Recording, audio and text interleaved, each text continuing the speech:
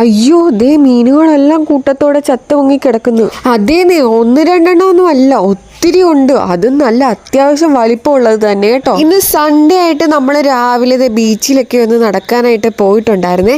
പോയിട്ട് തിരിച്ചു വരുമ്പോൾ കുറച്ച് ബീഫും മേടിക്കാനായിട്ടാണ് ഉദ്ദേശം. സാധാരണ നമ്മൾ മിക്ക സൺഡേയും പോകാറുള്ളതായിരുന്നു. ഇപ്പം കുറേ നാളുകൾക്ക് ശേഷം കേട്ടോ ഇപ്പം പോകുന്നത്.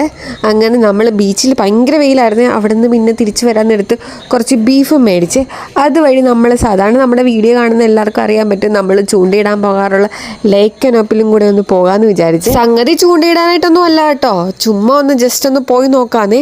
പോയപ്പോഴല്ലേ ഞെട്ടിപ്പോയത്. അവിടെ പോയി നിന്നപ്പോഴേ ഒരു വല്ലാത്തൊരു സ്മെല്ലൊക്കെ അടിക്കുന്നുണ്ടായിരുന്നേ. പിന്നെ നോക്കിയപ്പോഴത്തേക്ക് ആ പായലിൻ്റെയും പോളയുടെ ഒക്കെ ഇടയിലായിട്ട് ഒരു വലിയൊരു മീൻ ചത്തുപൊങ്ങി കിടപ്പുണ്ടായിരുന്നേ.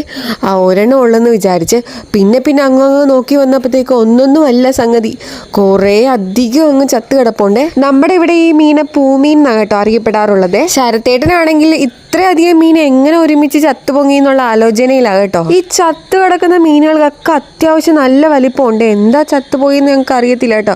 അറിയാവുന്നവരൊന്ന് കമന്റ് ചെയ്യണേ. ഇന്നലെ രാത്രിയാണ് ഇവിടെ ചെറുതായിട്ട് മഴയൊക്കെ പെയ്തിട്ടുണ്ടായിരുന്നേ. കൂടാതെ ഈ കയലിലെ വെള്ളമാണെങ്കിൽ കലങ്ങിയും കിടക്കുവാണ്. എന്നാലും എന്ത് കാരണം കൊണ്ടാണ് ഇതൊക്കെ ചത്തുപോയത്?